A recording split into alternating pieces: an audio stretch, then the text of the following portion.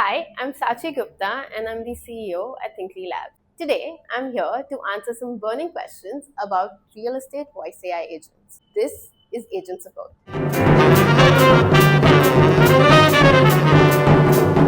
So, the first question we have from Luke. The person is asking, our agent is supposed to hand off to a human when the lead asks for pricing. Instead, it says, let me check on that, and then goes completely silent for 11 seconds. The lead thinks the call dropped. Three people have called back asking if a network is bad. What is happening in those 11 seconds? This is clearly a failure in your call routing process. So, what would help you in this is first, be explicit in terms of making the agent understand when is it supposed to route the call. Second, before the agent routes the call, let the agent explicitly tell the customer that it's going to route the call and it might take a couple of seconds.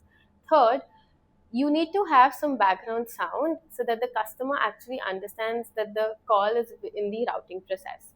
If you implement these three things, you should be sorted. Question 2. Sales Bhai asks, our agent works perfectly in the office when we test it. The moment a lead calls from a construction site or a moving car, it completely falls apart. It mishears everything and starts responding to things nobody said. Is there a way to fix this, or do we just accept that the leads live in quiet rooms? This is India. Your leads do not live in quiet rooms. What is failing is actually your STT layer, that is your speech to text layer. Right now, there are multiple models that are actually trained to get accustomed with the background noise, the traffic sounds, etc., such that it does not hamper and it's actually able to understand that whether it's a user talking or whether it's a background noise. The second change that you can make is increase your minimum silent threshold. Now, what would happen in that is that your agent wouldn't just randomly start talking as and when it hears background noise. Rather, it would wait for a specific few seconds before it starts uttering something. Question 3.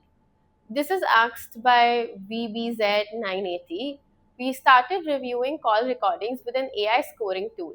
It flagged our best closer for not following Discovery framework on 70% of his calls. He has closed 11 crores this quarter.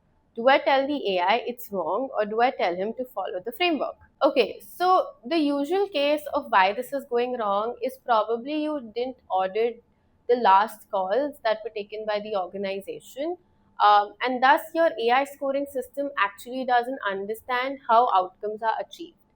Or the second case is that your AI scoring system has been just stagnant for the last couple of months and things have changed during these months. So it's time for you to go and recalibrate your scoring system, because now a sale looks different than what it used to when you had implemented the scoring system. Question 4. User 404 sales asks, we pulled 6 months of call data. The objection our agent handled the worst is, I'll discuss with my wife.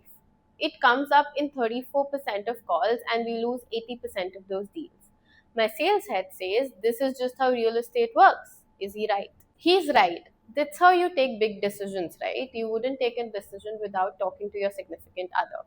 So what you can do over here is that whenever your call insights agent actually flags that there are certain questions which creates a drop off, you should have a very good process that is also looked after by your insights tool. So in this case, it could be as simple as sending a WhatsApp message to them and also setting up a cadence of, hey, can I call you after a couple of days and maybe you can visit the site with your wife? And at the same time, update your CRM, right? You should have a good way of updating your CRM and actually understanding which leads you need to call next. That's it for today. Thank you for watching Agent Support, the series where I answer your burning questions about real estate voice AI.